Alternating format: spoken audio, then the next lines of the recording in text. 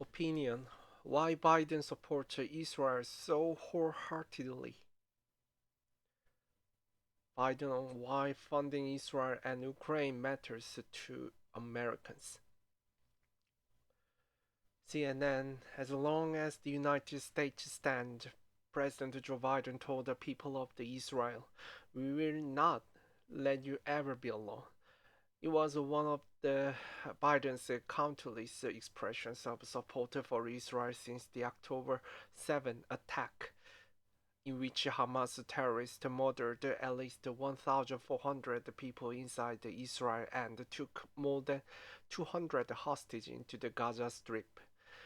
Biden was in Tel Aviv, arriving there last month just days after the fighting started, to reassure Israelis that the most powerful country on earth would have their back.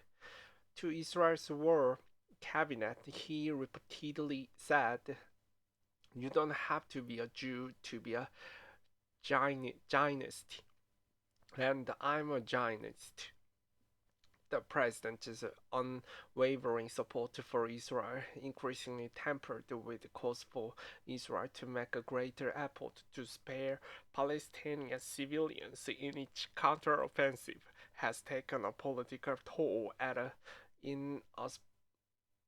inauspicious time. It has angered some progressive Democrats as well as Muslim and Arab Americans just 1 year before the 2024 presidential election. Clearly, Biden is not acting out of a cynical political self-interest as certain other politicians might do. If he were, he would try to thread a needle, seeking to safeguard the coalition that brought him to power. No, Biden is acting out of a conviction that transcends electoral considerations.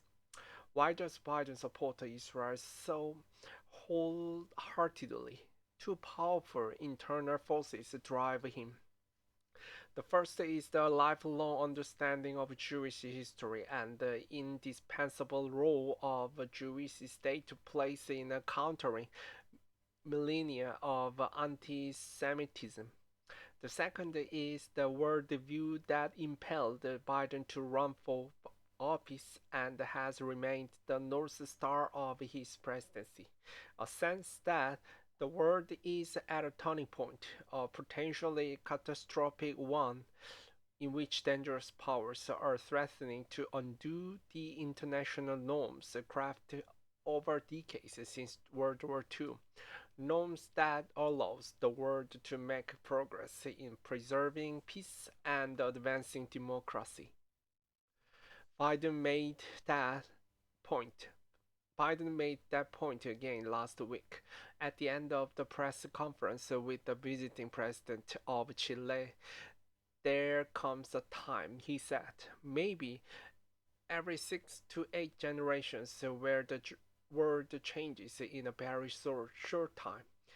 That is happening now, he said. What happens in next 2 3 years is going to determine what the world looks like for the next 5 or 6 decades.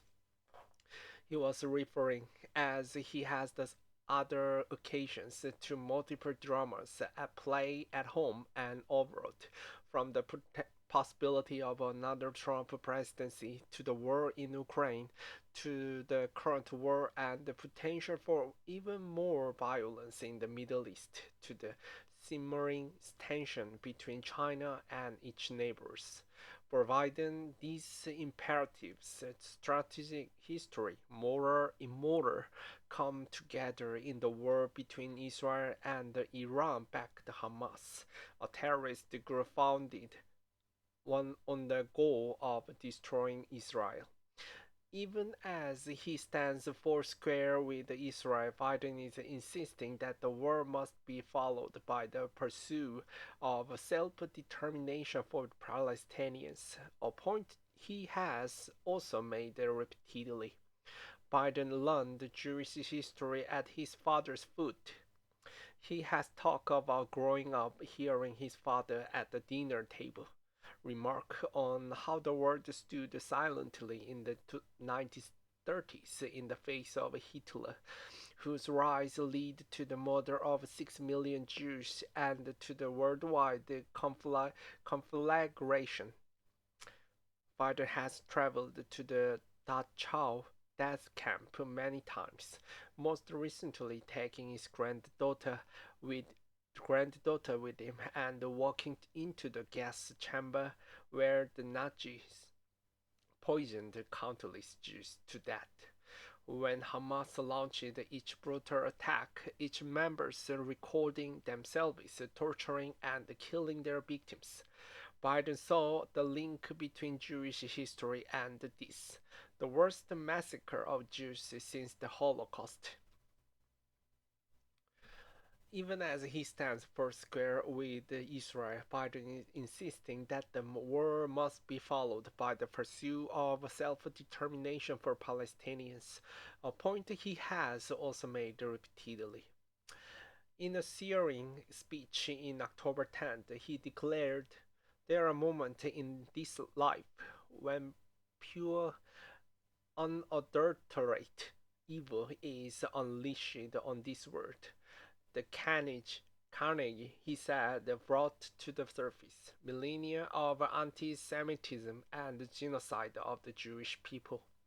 The former Israeli ambassador to the United States, Michael Oren, called the speech the most passionately pro-Israel in history. But Biden saw more than millennia. He saw the trends of the past few years, the rise of extremism fueled by autocratic, anti-democratic forces. He was a phenomenon that drove him to run for president in 2019 when he said that the sight of white supremacist neo-Nazis marching in Charlottesville, veins burning and bearing the fangs of racism, were chanting the same anti-Semitic Semitic bill heard across the Europe in the 30s, persuaded him to jump into the race. Biden's presidency has been propelled by the mission to counter those forces at a moment he has called it inflection point in history, rebuilding alliances, assertively pushing against aggressive expansionist autocrat and demonstrating to America's friends that the US will stand by their side. Where many where where many see the war between Israel and Hamas, Biden sees something much larger. The wars the wars launched by Russian President Vladimir Putin against Ukraine and by Hamas against Israel, he said, are obviously different, but they have much in common. Both Hamas and Russia are receiving support from Iran. Both Hamas and Russia want to completely annihilate a neighboring democracy. At this pivotal time in history, the president sees an indispensable role for the United States. History, he said, has taught us that when terrorists don't pay don't pay a price for their terror, when dictators don't pay a price for their aggression, they cause more chaos and death and more destruction. He appears to see Putin's Russia, the Ayatollah, Ayatollah's allies Hamas in Gaza, Hezbollah in Lebanon, and others are destabilizing forces, resacting neighbors, sparking wars. Defeating them would allow the US to help build what Biden described as a Middle East that is more stable with less rage, less grievances, less war. To achieve that, it is likely and desirable that Biden tell Israelis that their responsibility extends beyond defeating the terrorist organization and doing it within the bounds of international law for its own security and for the fulfillment or at least more progress towards the fulfillment of Biden's historic aspirations. He must argue Israel to engage with the Palestinians who seek peace and coexistence and to work towards resolving the conflict. That has been a frustrating quest in the past, empowering the rejectionist, but it remains indispensable. With the US president that has proved that he understands Israel, that he viscerally